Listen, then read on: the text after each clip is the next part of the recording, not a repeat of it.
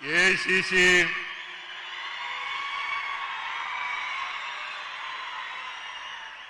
ಅಧ್ಯಕ್ಷರಾದಂತ ಮಾನ್ಯ ಮಲ್ಲಿಕಾರ್ಜುನ ಖರ್ಗೆ ಅವರೇ, ಲೋಕಸಭೆಯಲ್ಲಿ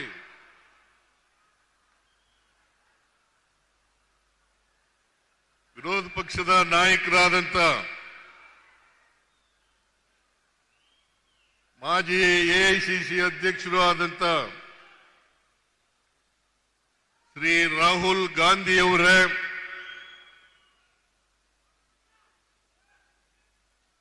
ಎಐಸಿಸಿ ಪ್ರಧಾನ ಕಾರ್ಯದರ್ಶಿಗಳಾದಂತ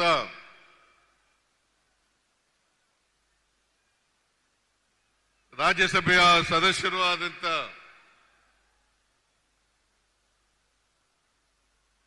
ಶ್ರೀ ರಣದೀಪ್ ಸಿಂಗ್ ಸುರ್ಜೇವಾಲಾ ಅವರೇ,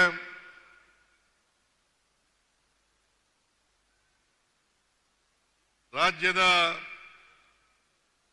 ಕೆಪಿಸಿಸಿ ಅಧ್ಯಕ್ಷರು,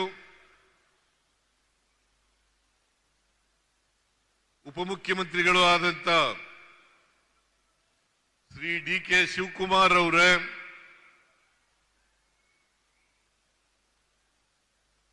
ಕಂದಾಯ ಸಚಿವರಾದಂತ ಶ್ರೀ ಕೃಷ್ಣ ಬೈರೇಗೌಡ ಅವರೇ,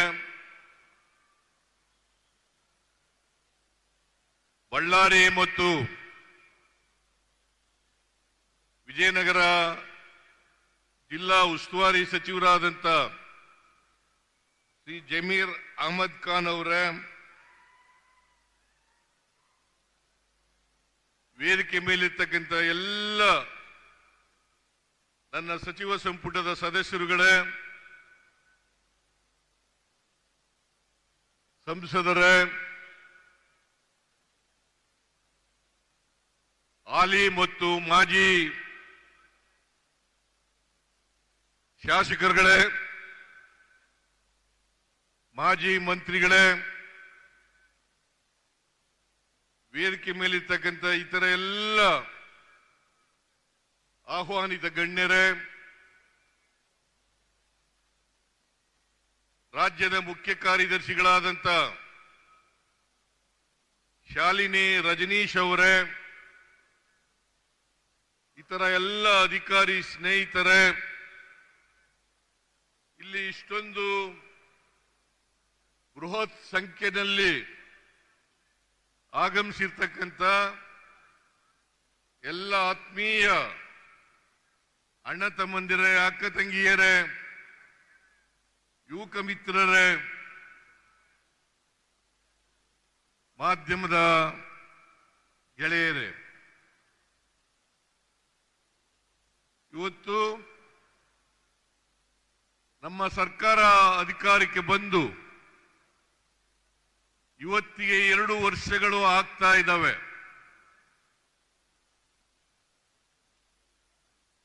ಈ 2 ವರ್ಷಗಳ ಅವಧಿ ಪೂರೈಸಿದ ಕಾರಣಕ್ಕೋಸ್ಕರ ಒಂದು ಸಾರ್ವಜನಿಕ ಸಭೆಯನ್ನ ಮಾಡಬೇಕು.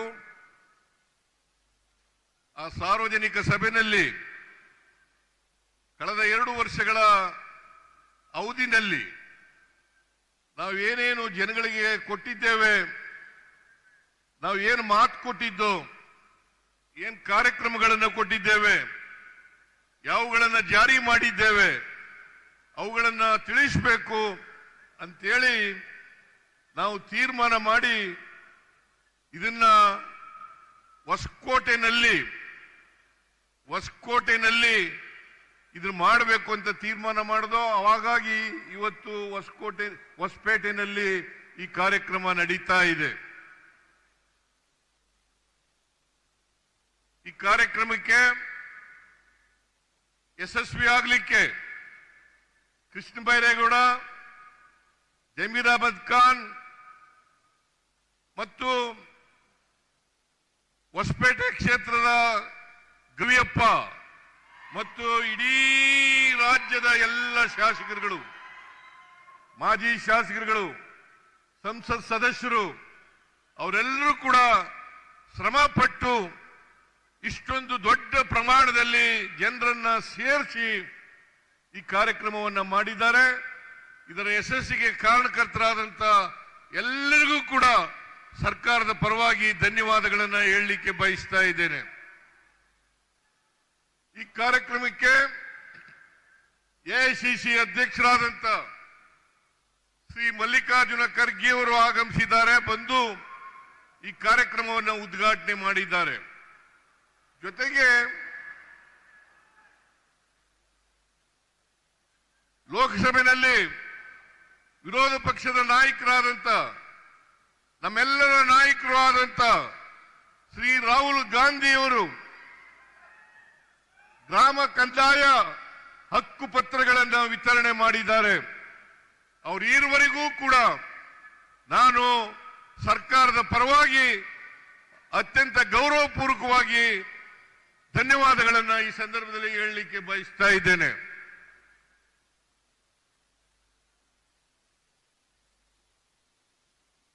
ಎರಡು ವರ್ಷಗಳ ಹಿಂದೆ ನಾವು ಈ ನಾಡಿನ ಜನರ ಮುಂದೆ ಹೋದಾಗ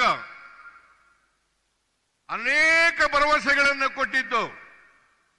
ನಾವು ಪರಮೇಶ್ವರ್ ಅವರ ಅಧ್ಯಕ್ಷತೆಯಲ್ಲಿ ಒಂದು ಸಮಿತಿಯನ್ನ ರಚನೆ ಮಾಡಿದ್ದು. ಅವರು ಮ್ಯಾನಿಫೆಸ್ಟೋವನ್ನು ತಯಾರು ಮಾಡಿ ಈ ರಾಜ್ಯಕ್ಕೆ ಕೊಟ್ಟಿದ್ರು. ಆ ಮ್ಯಾನಿಫೆಸ್ಟೋ ಹೆಸರೇನಪ್ಪ ಅಂತಂದ್ರೆ ಸರ್ವ ಜನಾಂಗದ ಶಾಂತಿಯ ತೋಟ. ಸರ್ವ ಜನಾಂಗದ ಶಾಂತಿಯ ತೋಟ. ನಾವು ಆ ಮ್ಯಾನಿಫೆಸ್ಟೋನಲ್ಲಿ ಸುಮಾರು 593 ಭರವಸೆಗಳನ್ನು ಕೊಟ್ಟಿದ್ದು. 593 ಭರವಸೆಗಳನ್ನ ಆ ಮ್ಯಾನಿಫೆಸ್ಟೋ ಮೂಲಕ ಕೊಟ್ಟಿದ್ದು. ಅವುಗಳಲ್ಲಿ ಕಳೆದ 2 ವರ್ಷದಲ್ಲಿ 242 ಭರವಸೆಗಳನ್ನು ಈಡೇರಿಸಿದ್ದೇವೆ. ಉಳಿದ ಭರವಸೆಗಳನ್ನ ಮುಂದಿನ 3 ವರ್ಷದಲ್ಲಿ ಈಡೇರಿಸುತ್ತೇವೆ ಅಂತಕ್ಕಂಥ ಮಾತುಗಳನ್ನು ತಮಗೆ ಕೊಡಲಿಕ್ಕೆ ಬಯಸ್ತಾ ಇದ್ದೇನೆ. ಅದ್ರ ಜೊತೆಗೆ 5 ಗ್ಯಾರಂಟಿಗಳನ್ನು ಕೊಟ್ಟಿದ್ದು. 5 ಗ್ಯಾರಂಟಿಗಳನ್ನು ಕೊಟ್ಟಿದ್ದು. ಅವು ಯಾವುದೇ ಧರ್ಮ, ಯಾವುದೇ ಜಾತಿ, ಯಾವುದೇ ಪಕ್ಷ ಇಲ್ಲದೇನೆ ಸಮಾಜದಲ್ಲಿರ್ತಕ್ಕಂಥ ಎಲ್ಲ ಬಡವರಿಗೂ ಕೂಡ ಆರ್ಥಿಕ ಸಾಮಾಜಿಕ ಶಕ್ತಿಯನ್ನು ಕೊಡಬೇಕು ಅಂತಕ್ಕಂಥದ್ದು ನಮ್ಮ ಉದ್ದೇಶ. ಹಾಗಾಗಿ 5 ಗ್ಯಾರಂಟಿಗಳನ್ನು ಕೊಟ್ಟಿದ್ದು. 5 ಗ್ಯಾರಂಟಿಗಳನ್ನ ಶಕ್ತಿ ಯೋಜನೆ, 5 ಗ್ಯಾರಂಟಿ ಯೋಜನೆಗಳಲ್ಲಿ ಶಕ್ತಿ ಯೋಜನೆ ನಾವು ಮೇ 2023 ಮೇ 20ಕ್ಕೆ ಅಧಿಕಾರಕ್ಕೆ ಬಂದು ಮೇ 20ರಲ್ಲಿ ಬಂದು ಜೂನ್ 11ನೇ ತಾರೀಕು ಮೊದಲನೇ ಯೋಜನೆಯನ್ನ ಜಾರಿಗೆ ಮಾಡೋದು. ಮೊದಲನೇ ಗ್ಯಾರಂಟಿ ಯೋಜನೆಯನ್ನ ಜಾರಿಗೆ ಕೊಟ್ಟು ಜೂನ್ 11. ಜುಲೈ ತಿಂಗಳಲ್ಲಿ 2 ಗ್ಯಾರಂಟಿ ಯೋಜನೆಗಳನ್ನು ಜಾರಿಗೆ ಕೊಟ್ಟು, ಒಂದು ಗೃಹ ಜ್ಯೋತಿ, ಎರಡನೇದು ಅನ್ನಭಾಗ್ಯ. ಗೃಹ ಜ್ಯೋತಿ ಕಾರ್ಯಕ್ರಮ, ಅನ್ನಭಾಗ್ಯ ಕಾರ್ಯಕ್ರಮ, 2 ಕಾರ್ಯಕ್ರಮಗಳನ್ನ ನಾವು ಜಾರಿ ಮಾಡೋದು ಜುಲೈ ತಿಂಗಳಲ್ಲಿ. ಆಗಸ್ಟ್ ತಿಂಗಳಲ್ಲಿ ಮೈಸೂರಿನಲ್ಲಿ ರಾಹುಲ್ ಗಾಂಧಿ ಅವರು ಕೂಡ ಬಂದಿದ್ರು, ಖರ್ಗೆ ಅವರು ಕೂಡ ಬಂದಿದ್ರು, DK ಶಿವಕುಮಾರ್ ಕೂಡ ಬಂದಿದ್ರು. ಅವರು ಮತ್ತೆ ಅಲ್ಲಿ ನಾವು ಈ ಗೃಹ ಲಕ್ಷ್ಮಿ ಅಂತಕ್ಕಂಥ ಕಾರ್ಯಕ್ರಮವನ್ನ ಮಾಡೋದು ಜಾರಿ ಕೊಟ್ಟು, ಜನವರಿ ತಿಂಗಳಲ್ಲಿ ಯುವ ನಿಧಿ ಕಾರ್ಯಕ್ರಮವನ್ನು ಜಾರಿ ಕೊಟ್ಟು, ಒಟ್ಟು 5 ಕಾರ್ಯಕ್ರಮಗಳನ್ನ 1 ವರ್ಷದ ಅವಧಿಯಲ್ಲಿ ಜಾರಿ ಕೊಟ್ಟಿದ್ದೇವೆ. ಕೊಟ್ಟ ಮಾತಿನಂತೆ ನಡ್ಕೊಂಡಿದ್ದೇವೆ.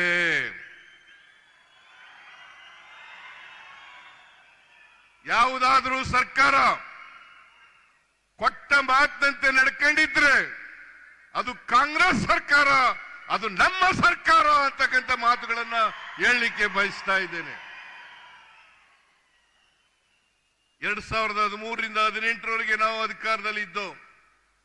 2013ರಿಂದ 18ರವರೆಗೆ ಅಧಿಕಾರಗಳಿದ್ದು, ಅಧಿಕಾರದಲ್ಲಿದ್ದಂತ ಸಂದರ್ಭದಲ್ಲಿ ಚುನಾವಣೆಗಿಂತ ಮುಂಚಿತವಾಗಿ 2013ರಲ್ಲಿ 165 ಭರವಸೆಗಳನ್ನು ಕೊಟ್ಟಿದ್ದು.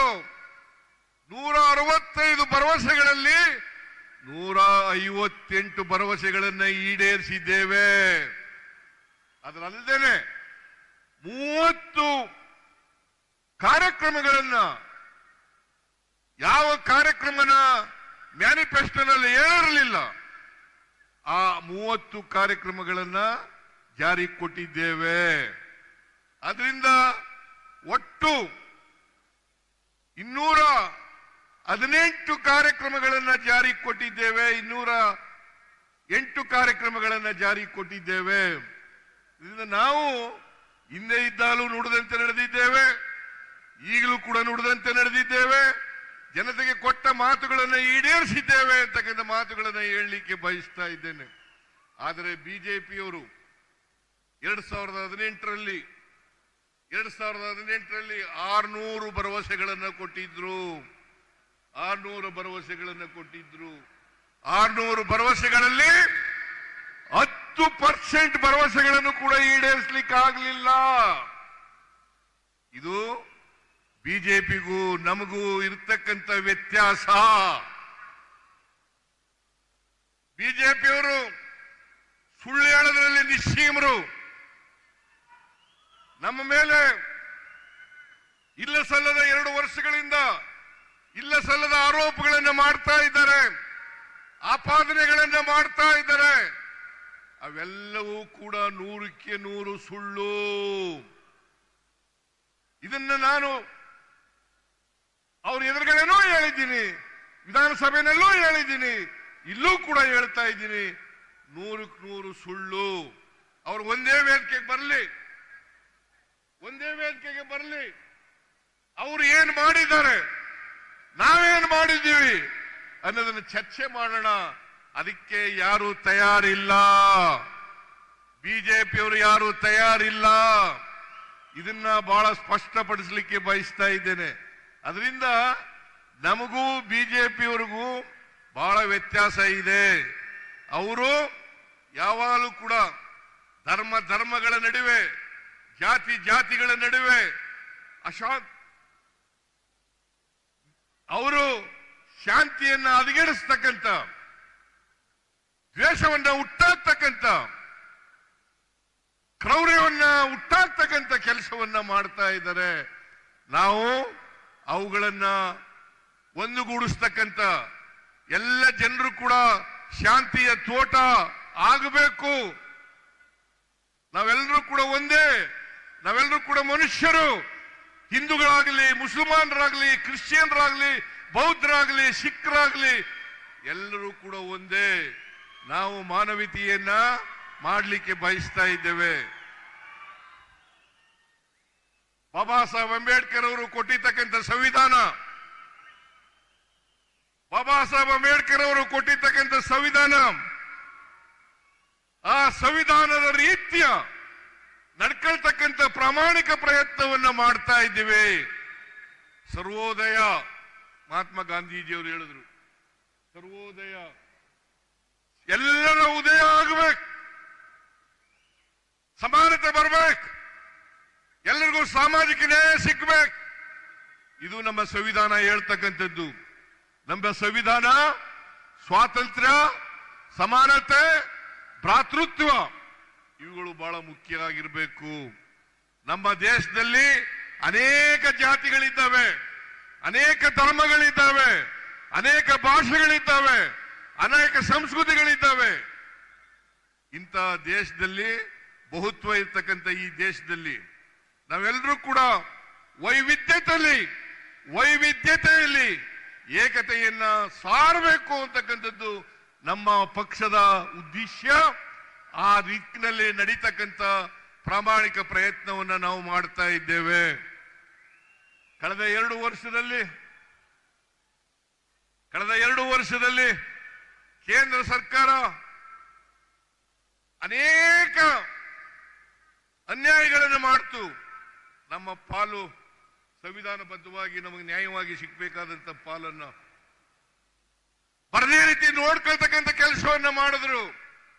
ನಮ್ಮ ಪಾಲನ್ನು ಕೊಡಲಿಲ್ಲ. ನಿಜ ಹೇಳಬೇಕು ಅಂತಂದ್ರೆ 15ನೇ ಹಣಕಾಸು ಆಯೋಗದಲ್ಲಿ ನಮಗೆ ನಷ್ಟ, ಪ್ರತಿ ವರ್ಷ ನಷ್ಟ ಆದದ್ದು 13,000 ಕೋಟಿ. 13,000 ಕೋಟಿ. ನಾವು ಪ್ರತಿ ವರ್ಷ ಕರ್ನಾಟಕದಿಂದ ಪ್ರತಿ ವರ್ಷ 4.5 ಲಕ್ಷ ಕೋಟಿ ರೂಪಾಯಿಗಳನ್ನು ಕಟ್ಟುತ್ತೇವೆ. ತೆರಿಗೆ ರೂಪದಲ್ಲಿ 4.5 ಲಕ್ಷ ಕೋಟಿ ರೂಪಾಯಿಗಳನ್ನು ಕೊಡ್ತೇವೆ. ನಮಗೆ ವಾಪಸ್ ಬರ್ತಕ್ಕಂಥದ್ದು ಬರೀ 65,000 ಕೋಟಿ. ಪ್ರತಿ ವರ್ಷ 4.5 ಲಕ್ಷ ಕೋಟಿ ರೂಪಾಯಿಗಳನ್ನ ನಾವು ತೆರಿಗೆ ರೂಪದಲ್ಲಿ ಕೇಂದ್ರ ಸರ್ಕಾರಕ್ಕೆ ಕೊಟ್ರೆ ನಮಗೆ ವಾಪಸ್ ಕೊಡ್ತಕ್ಕಂಥದ್ದು ಬರೀ 65,000 ಕೋಟಿ. ಅಂದ್ರೆ ಸುಮಾರು 14 ರಿಂದ 15 ಪೈಸೆ. 100 ರೂಪಾಯಿ, 1 ರೂಪಾಯಿ ಕೊಟ್ರೆ, ನಾವು 1 ರೂಪಾಯಿ ತೆರಿಗೆ ರೂಪದಲ್ಲಿ ಕೊಟ್ರೆ ಅಥವಾ 100 ರೂಪಾಯಿ ಕೊಟ್ರೆ ನಾವು ಬರ್ತಕ್ಕಂಥದ್ದು 14 ರಿಂದ 15 ರೂಪಾಯಿಗಳು ಮಾತ್ರ. ಇಷ್ಟರ ಮಟ್ಟಿಗೆ ಅನ್ಯಾಯ ಆಗ್ತಾ ಇದೆ. ಈ ಅನ್ಯಾಯವನ್ನು ಸರಿಪಡಿಸಿ ನಮಗೆ ನ್ಯಾಯಯುತವಾದಂತ ಪಾಲನ್ನು ಕೊಡಿ. ನಾವು ಫೆಡರಲಿಸಮ್ ಅನ್ನು ಒಪ್ಕೊಂಡಿದ್ದೀವಿ. ನರೇಂದ್ರ ಮೋದಿ ಅವರು ಪದೇ ಪದೇ ಹೇಳ್ತಾರೆ ಕೋಆಪರೇಟಿವ್ ಫೆಡರಲಿಸಮ್. ಇದನ್ನೇನ ಕೋಆಪರೇಟಿವ್ ಫೆಡರಲಿಸಮ್ ಅಂತ ಕರೀಬೇಕಾ? 4.5 ಲಕ್ಷ ಕೋಟಿ ರೂಪಾಯಿಗಳನ್ನು ನಮ್ಮಿಂದ ತಗೊಂಡು ನಮಗೆ ಕೊಡ್ತಕ್ಕಂಥದ್ದು ಕೇವಲ 65,000 ಕೋಟಿ. ಅಲ್ಲೇ ನಮಗೆ ಇವರು ಸೆಂಟ್ರಲಿ ಸ್ಪಾನ್ಸರ್ಡ್ ಸ್ಕೀಮ್, ಕೇಂದ್ರ ಪುರಸ್ಕೃತ ಯೋಜನೆಗಳಲ್ಲಿ ಪ್ರತಿ ವರ್ಷ ಕಡಿಮೆ ಆಗ್ತಾ ಇದೆ. ಕಳೆದ ವರ್ಷ 24-25ರಲ್ಲಿ 46,000 ಕೋಟಿ ರೂಪಾಯಿಗಳು ನಾವು ಮತ್ತು ಕೇಂದ್ರ ಸರ್ಕಾರ ಖರ್ಚು ಮಾಡಬೇಕಾಗಿತ್ತು. ಆದರೆ ಕೇಂದ್ರದಿಂದ ಬಂದದ್ದು 22,000 ಕೋಟಿ ರೂಪಾಯಿಗೆ 18,000 ಕೋಟಿ ರೂಪಾಯಿಗಳು ಮಾತ್ರ ಬಂತು. 18,000 ಕೋಟಿ ರೂಪಾಯಿಗಳು ಮಾತ್ರ ಬಂತು. ಇನ್ನ 4,000 ಚಿಲ್ಲರೆ ಕೋಟಿ ನಮಗೆ ಬರಲಿಲ್ಲ. ನಾವು 46,000 ಕೋಟಿನಲ್ಲಿ 24,000 ಕೋಟಿ ರೂಪಾಯಿಗಳನ್ನು ನಾವು ಕೊಡ್ತೇವೆ. ನಮ್ಮ ಪಾಲನ್ನು ನಾವು ಕೊಟ್ಟಿದ್ದೀವಿ. ಆದರೆ ಕೇಂದ್ರದ ಪಾಲನ್ನು ಕೊಡಲಿಕ್ಕೆ ಸಾಧ್ಯ ಆಗಲಿಲ್ಲ. ನಮಗೆ 15ನೇ ಹಣಕಾಸಿನ ಆಯೋಗದ ಶಿಫಾರಸಿನಲ್ಲಿ ಕಡಿಮೆ ಆಯಿತು ಅಂತೇಳಿ ನಮಗೆ ಅಂದಿನ 15ನೇ ಹಣಕಾಸಿನ ಆಯೋಗದ ಅಧ್ಯಕ್ಷರಾಗಿದ್ದಂಥವರು 5,495 ಕೋಟಿ ರೂಪಾಯಿಗಳನ್ನ ಕೊಡಿ ರಾಜ್ಯಕ್ಕೆ ಅಂತೇಳಿ ಶಿಫಾರಸು ಮಾಡಿದ್ರು.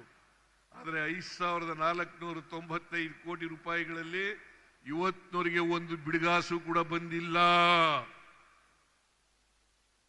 ಅದಲ್ಲದೆ ಪೆರಿಫೆರಲ್ ರಿಂಗ್ ರೋಡ್ಗೆ 3,000 ಕೋಟಿ ರೂಪಾಯಿಗಳನ್ನ ಕೊಡ್ತೀವಿ ಶಿಫಾರಸು ಮಾಡಿದ್ರು 15ನೇ ಹಣಕಾಸಿನ ಆಯೋಗ. ಪೆರಿಫೆರಲ್ ರಿಂಗ್ ರೋಡ್ಗೆ, ಬೆಂಗಳೂರಿನ ಪೆರಿಫೆರಲ್ ರಿಂಗ್ ರೋಡ್ಗೆ 3,000 ಕೋಟಿ, ಬೆಂಗಳೂರಿನಲ್ಲಿರ್ತಕ್ಕಂಥ ಕೆರೆಗಳ ಅಭಿವೃದ್ಧಿಗೆ 3,000 ಕೋಟಿ, ಒಟ್ಟು 11,495 ಕೋಟಿ ಕೊಡಬೇಕಾಗಿತ್ತು ಕೇಂದ್ರ. 11,495 ಕೋಟಿ ಕೊಡಬೇಕಾಗಿತ್ತು.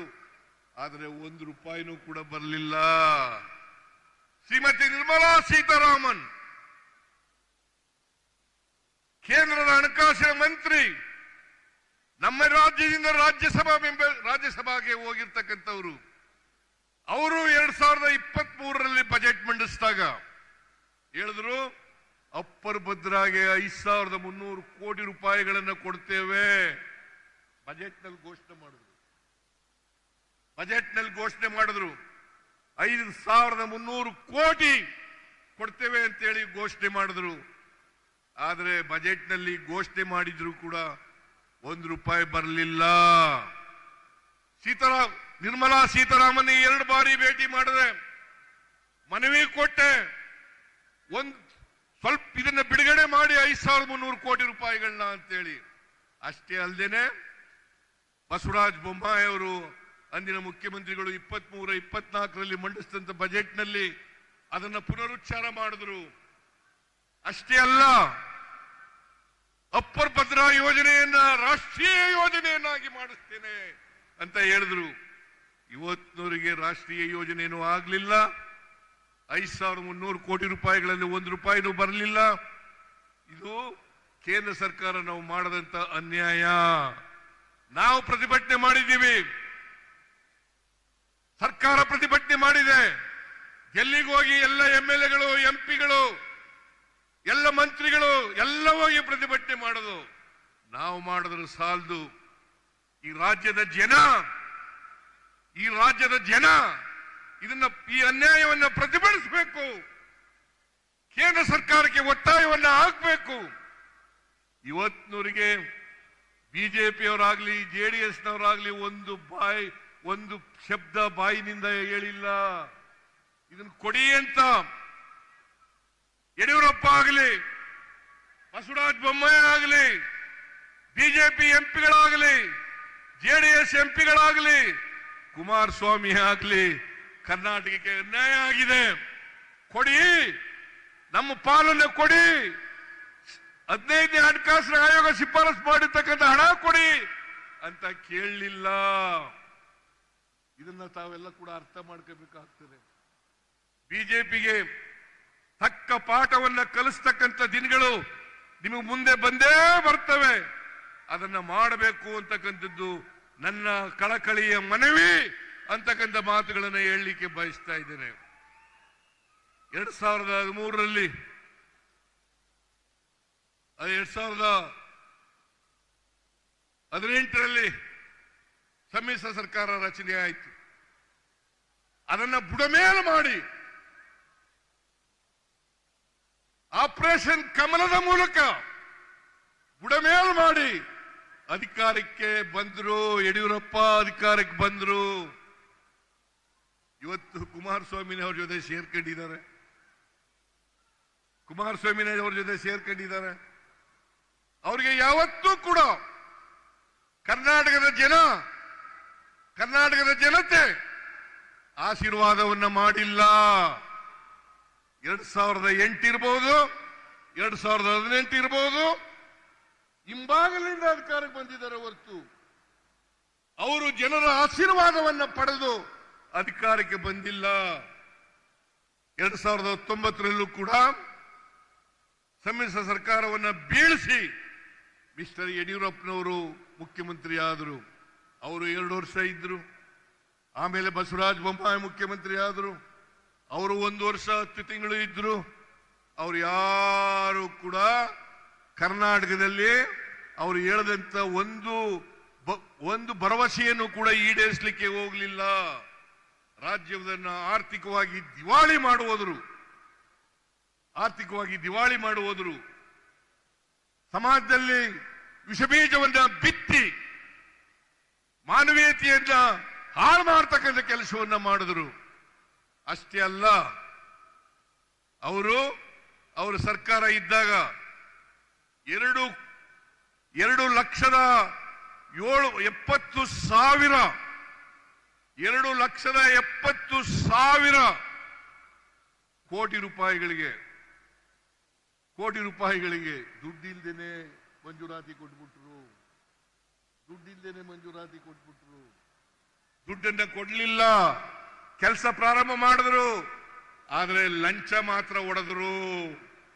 ನಾನು ಹೇಳೋದಲ್ಲ, ಅಂದಿನ ಕಾಂಟ್ರಾಕ್ಟರ್ಸ್ ಅಸೋಸಿಯೇಷನ್ ಅವರು 40% ಲಂಚವನ್ನ ಪಡೆದಿದ್ದಾರೆ ಅಂತೇಳಿ ಅವರು ಪತ್ರಿಕೆಗಳಲ್ಲಿ ಹೇಳಿದ್ರು, ಜನರ ಮುಂದೆ ಹೇಳಿದ್ರು, ನಮ್ಮ ಸರ್ಕಾರಕ್ಕೆ ಕೊಟ್ಟರು, ನನಗೆ ಕೊಟ್ಟರು. ಆದರೂ ನಾನು ಅದಕ್ಕೋಸ್ಕರ ಕುನಾ ಅವರ ಅಧ್ಯಕ್ಷದಲ್ಲಿ, ನಾಗಮೋಹನ ಅವರ ಅಧ್ಯಕ್ಷದಲ್ಲಿ ಸಮಿತಿಯನ್ನು ಮಾಡಿದೆ, ಆಯೋಗವನ್ನು ರಚನೆ ಮಾಡಿದೆ, ಆಯೋಗದ ಅಧ್ಯಕ್ಷರನ್ನು ಮಾಡಿದೆ. ಅವರು ವರದಿಗಳನ್ನು ಕೊಟ್ಟಿದ್ದಾರೆ. ಅವರು ತಪ್ಪಿತಸ್ಥರು ಅಂತೇಳಿ ಸಾಬೀತಾಗಿದೆ. ಅದ್ರ ಜೊತೆಗೆ 1,66,000 ಕೋಟಿ ರೂಪಾಯಿಗಳಿಗೆ ಮುಖ್ಯಮಂತ್ರಿಗಳ ಡಿಸ್ಕ್ರಿಷನರಿ ಪವರ್ನಲ್ಲಿ 1,66,000 ಕೋಟಿ ರೂಪಾಯಿಗಳಿಗೆ ಮಂಜೂರಾತಿ ಕೊಟ್ಬಿಟ್ರು. ಅವರ ಪಾರ್ಟಿ MLAಗಳಿಗೆ, ಬೇರೆ ಬೇರೆ MLAಗಳಿಗೆಲ್ಲ ಮಂಜೂರಾತಿಯನ್ನು ಕೊಟ್ಟರು. ಹಾಗಾಗಿ ಇವತ್ತು ಹಣಕಾಸಿನ ತೊಂದರೆ ಏನಾದ್ರು ಆಗಿದ್ರೆ ನಮ್ಮ ರಾಜ್ಯಕ್ಕೆ, ಅದು ಯಡಿಯೂರಪ್ಪನವರ, ಬಸವರಾಜ ಬೊಮ್ಮಾಯಿನವರ ಬಳುವಳಿ ಅಂತಕ್ಕಂಥ ಮಾತುಗಳನ್ನು ಹೇಳಲಿಕ್ಕೆ ಬಯಸ್ತಾ ಇದ್ದೇನೆ. ಇಷ್ಟಾದರೂ ಕೂಡ 5 ಗ್ಯಾರಂಟಿ ಯೋಜನೆಗಳನ್ನು ಜಾರಿಗೆ ಕೊಟ್ಟಿದ್ದೀವಿ. 5 ಗ್ಯಾರಂಟಿ ಯೋಜನೆಗಳನ್ನು, ಶಕ್ತಿ ಯೋಜನೆ, ಎಲ್ಲ ಮಹಿಳೆಯರು, 3.5 ಕೋಟಿ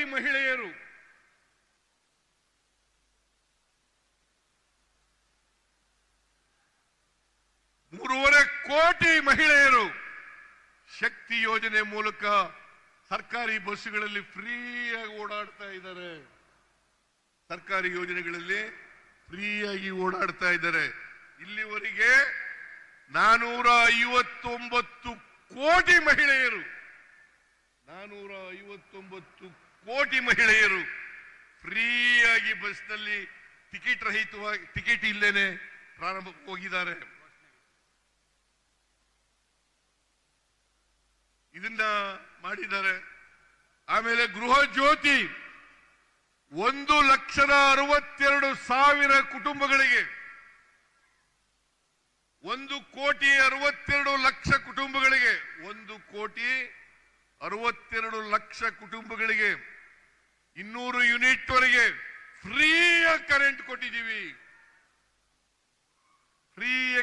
ಕೊಟ್ಟಿದ್ದೀವಿ. ಅಷ್ಟೇ ಅಲ್ಲ, 1,22,00,000 ಕುಟುಂಬಗಳಿಗೆ, ಮನೆ ಯಜಮಾನಿಗೆ 2,000 ರೂಪಾಯಿ ಅದನ್ನ ಕೊಡ್ತಕ್ಕಂಥ ಕೆಲಸವನ್ನ ಮಾಡಿದ್ದೇವೆ. ಅದಲ್ಲದೆ ಅನ್ನಭಾಗ್ಯ ಸುಮಾರು 4,42,00,000 BPL ಕಾರ್ಡ್ಗಳಿಗೆ ಅಕ್ಕಿಯನ್ನು ಕೊಡ್ತಾ ಇದ್ದೇವೆ. 2,67,000 ಜನರಿಗೆ, ಯುವಕರಿಗೆ ಯುವತಿಯರಿಗೆ ಯುವ ನಿಧಿ ಕಾರ್ಯಕ್ರಮವನ್ನು ಜಾರಿ ಮಾಡಿದ್ದೇವೆ. ಇಷ್ಟೆಲ್ಲ ಹಣಕಾಸಿನ ತೊಂದರೆ ಇದ್ರೂ ಕೂಡ ನಾವು ನುಡಿದಂತೆ ನಡೆದಿದ್ದೇವೆ. ಬಿಜೆಪಿಯವರು ಸುಮ್ಮನೆ ಜನಾಕ್ರೋಶ, ನಾನು ಅವರು ಬರಬೇಕಾಗಿತ್ತು, ಇಲ್ಲಿ ಬಂದು ನೋಡಬೇಕಾಗಿತ್ತು. ಜನರ ಆಕ್ರೋಶ ಇದ್ದಿದ್ರೆ ಇಷ್ಟೊಂದು 3-4 ಲಕ್ಷ ಜನ ಸೇರ್ಲಿಕ್ಕೆ ಸಾಧ್ಯ ಆಯ್ತಾ ಇರಲಿಲ್ಲ.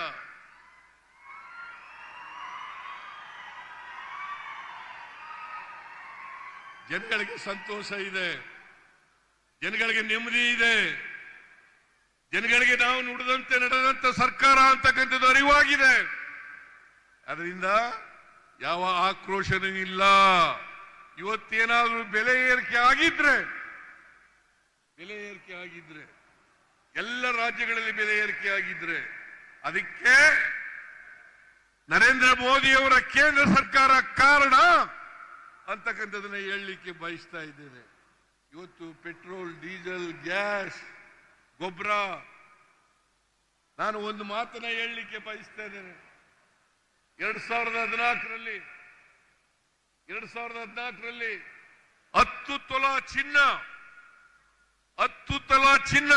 28,000 ರೂಪಾಯಿ. ಇವತ್ತೆಷ್ಟಿದೆ ಚಿನ್ನ? 95,000 ರೂಪಾಯಿ. ಬೆಳ್ಳಿ 43, 1 kg ಬೆಳ್ಳಿಗೆ 43,000 ರೂಪಾಯಿ ಇತ್ತು. ಇವತ್ತು 94,000 ರೂಪಾಯಿ. ನರೇಂದ್ರ ಮೋದಿಜಿ ಗ್ಯಾಸ್ ಬೆಲೆ 2014ರಲ್ಲಿ 414 ರೂಪಾಯಿ. 414 ರೂಪಾಯಿ. ಇವತ್ತು 879 ರೂಪಾಯಿ. 1,000 ರೂಪಾಯಿನೂ ಮುಟ್ಟಿತ್ತು. 1,000 ರೂಪಾಯಿ ಮುಟ್ಟಿತ್ತು. ಈಗ ಕಡಿಮೆ ಆಗಿದೆ. ಡಾಲರ್ಸ್ ಬೆಲೆ, ನಮ್ಮ ರೂಪಾಯಿ ಬೆಲೆ, ಅವತ್ತು ಡಾಲರ್ಸ್ ಬೆಲೆ 2014ರಲ್ಲಿ 59 ರೂಪಾಯಿ ಇತ್ತು. ಇವತ್ತು 87 ರೂಪಾಯಿ. 87 ರೂಪಾಯಿ. ಹೇಳ್ತಾ ಇದ್ರು ಭಾರತೀಯ ಜನತಾ ಪಕ್ಷದ ಚೇಲಾಗಳು, ನರೇಂದ್ರ ಮೋದಿಯವರ ಚೇಲಾಗಳು, ಕರ್ನಾಟಕದಲ್ಲಿರ್ತಕ್ಕಂಥ ಚೇಲಾಗಳು ಹೇಳ್ತಾ ಇದ್ರು ಏನಂತ, ನಾವು $1ಗೆ $1 ಮಾಡ್ತೇವೆ, $1 ಮಾಡ್ತೇವೆ ಅಂತ ಹೇಳಿದ್ರು. ಇವತ್ತು 59 ರೂಪಾಯಿ ಇದ್ದದ್ದು 87 ರೂಪಾಯಿ ಇದೆ. ಪೆಟ್ರೋಲ್, ಡೀಸೆಲ್, ಗ್ಯಾಸ್ ಇವತ್ತು ಇಂಟರ್ನ್ಯಾಷನಲ್ ಮಾರ್ಕೆಟ್ನಲ್ಲಿ ಕಚ್ಚಾ ತೈಲದ ಬೆಲೆ ಕಡಿಮೆ ಆಗಿದ್ರು ಕೂಡ, ಮನಮೋಹನ್ ಸಿಂಗ್ ರವರು ಪ್ರಧಾನಮಂತ್ರಿ ಆಗಿದ್ದಾಗ ಸುಮಾರು $125 ಒಂದು ಬ್ಯಾರಲ್ಗೆ, $125 ಒಂದು ಬ್ಯಾರಲ್ಗೆ ಹೋಗಿತ್ತು. ಆದರೆ ಈಗ $65 ಒಂದು ಬ್ಯಾರಲ್ಗೆ. ಅದು ಜನಗಳಿಗೆ ವರ್ಗಾವಣೆ ಆಗಲಿಲ್ಲ. ಹಾಗಾಗಿ ಎಲ್ಲ ಆಹಾರ ಪದಾರ್ಥಗಳು ಗಗನವನ್ನು ಮುಟ್ಟತಕ್ಕಂಥ ಕೆಲಸ ಆಯಿತು. ಇಲ್ಲಿ ಬಿಜೆಪಿಯವರು ತಮಟೆ ಹೊಡಿತಾ ಇದ್ದಾರೆ. ಏನಂತ? ಜನಾಕ್ರೋಶ ಬೆಲೆ ಏರಿಕೆ ವಿರುದ್ಧ. ಇವತ್ತು ಕೂಡ ಪ್ರಜಾವಾಣಿ ಪತ್ರಿಕೆಯಲ್ಲಿದೆ. ನಾವು ಬೆಲೆ ಏರಿಸಿದ್ದೀವಿ ಅಂತೇಳಿ. ನಾವು ಹಾಲಿನ ಬೆಲೆ ₹5 ಹೆಚ್ಚು ಮಾಡಿದ್ರು ನಿಜ, ಆದ್ರೆ ಸರ್ಕಾರಕ್ಕೆ ಬಂದಿಲ್ಲ. ಅದು ನೇರವಾಗಿ ರೈತರಿಗೆ ವರ್ಗಾವಣೆ ಮಾಡತಕ್ಕಂಥ ತೀರ್ಮಾನವನ್ನು ಮಾಡಿದ್ದೇವೆ. ಡೀಸೆಲ್ ಬೆಲೆ ₹2 ಹೆಚ್ಚಿರೋದು ನಿಜ, ಆದರೆ ಪಕ್ಕದ ರಾಜ್ಯಗಳಿಗಿಂತ ಕಡಿಮೆ ಇದೆ. ಆದ್ರಿಂದ ಜನಾಕ್ರೋಶ ಕಾರ್ಯಕ್ರಮ ಅದು ಒಂದು ಸುಳ್ಳು ಕಾರ್ಯಕ್ರಮ. ಜನಾಕ್ರೋಶ ಎಲ್ಲೂ ಕೂಡ ಇಲ್ಲ. ಅದಕ್ಕೆ ಇವತ್ತು ಇಷ್ಟೊಂದು ದೊಡ್ಡ ಪ್ರಮಾಣದಲ್ಲಿ 2 ವರ್ಷದ ನಮ್ಮ ಅಧಿಕಾರದಲ್ಲಿದ್ದಂಥ 2 ವರ್ಷದ ಅವಧಿಯನ್ನ ವಿಜೃಂಭಣೆಯಿಂದ ಆಚರಣೆ ಮಾಡಿರ್ತಕ್ಕಂಥ ಕೆಲಸವನ್ನು ಮಾಡಿದ್ದೇವೆ. ಇವತ್ತು ಕೃಷ್ಣ ಬೈರೇಗೌಡರು 1,12,00,000 ಅಲ್ಲ,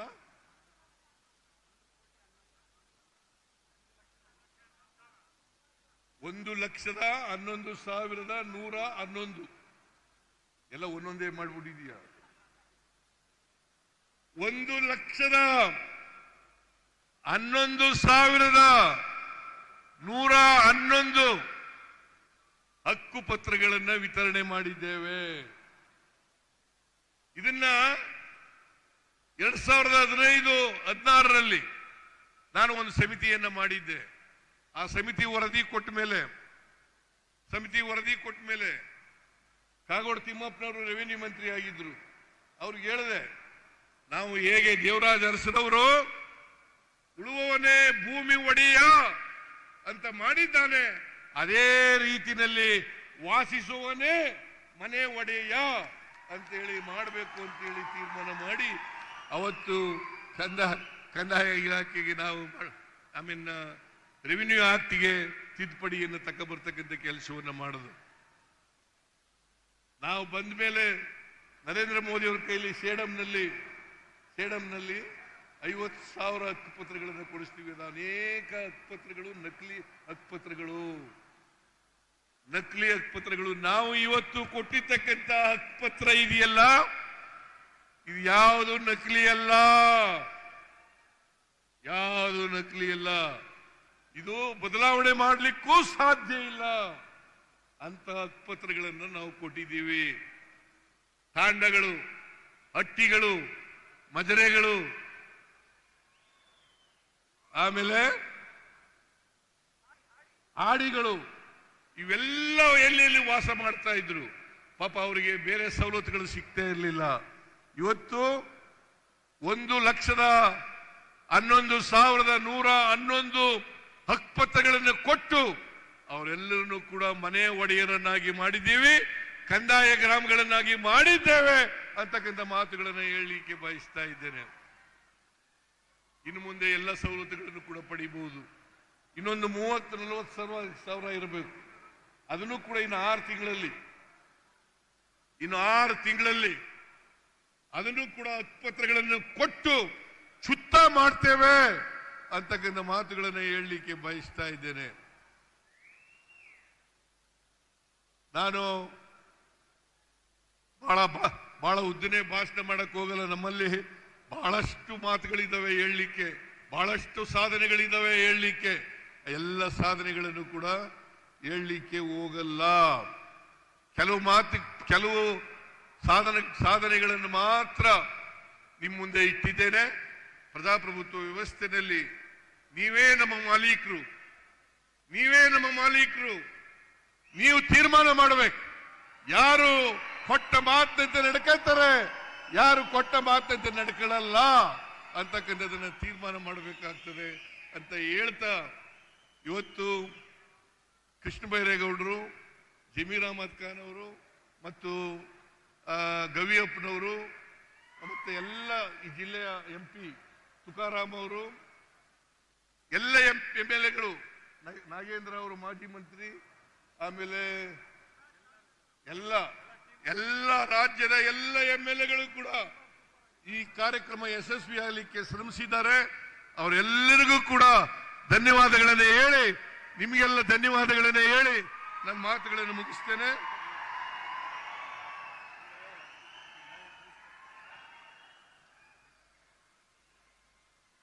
ಧನ್ಯವಾದಗಳು.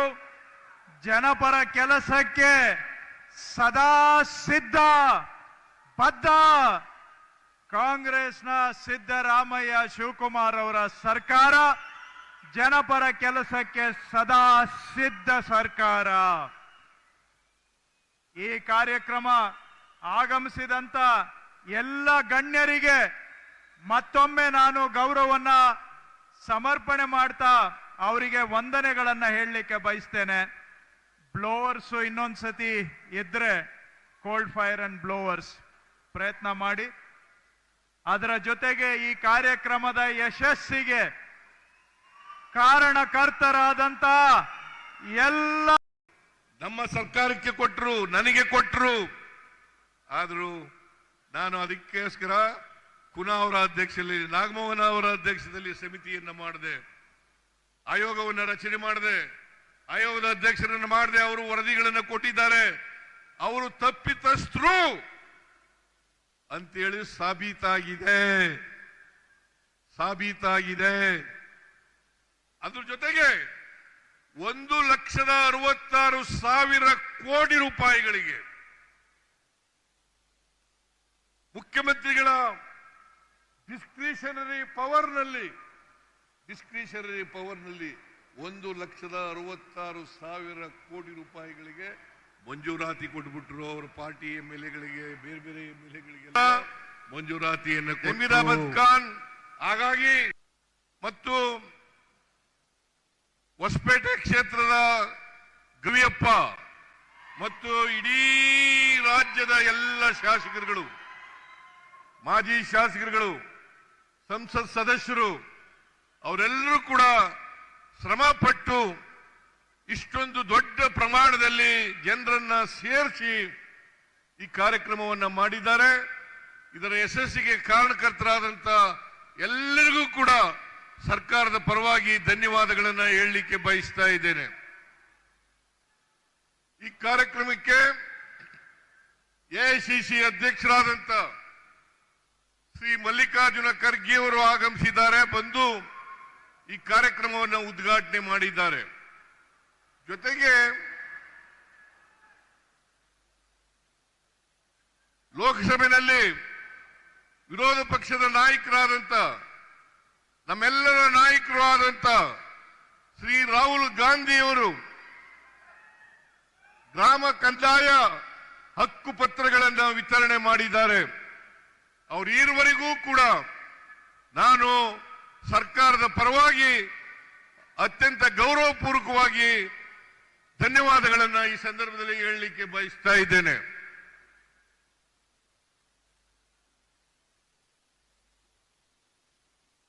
ಎರಡು ವರ್ಷಗಳ ಹಿಂದೆ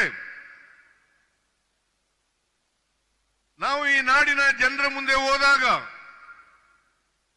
ಅನೇಕ ಭರವಸೆಗಳನ್ನು ಕೊಟ್ಟಿದ್ದು. ನಾವು ಪರಮೇಶ್ವರ್ ಅವರ ಅಧ್ಯಕ್ಷತೆಯಲ್ಲಿ ಒಂದು ಸಮಿತಿಯನ್ನ ರಚನೆ ಮಾಡಿದ್ದು. ಅವರು ಮ್ಯಾನಿಫೆಸ್ಟೋವನ್ನು ತಯಾರು ಮಾಡಿ ಈ ರಾಜ್ಯಕ್ಕೆ ಕೊಟ್ಟಿದ್ರು. ಆ ಮ್ಯಾನಿಫೆಸ್ಟೋ ಹೆಸರೇನಪ್ಪ ಅಂತಂದ್ರೆ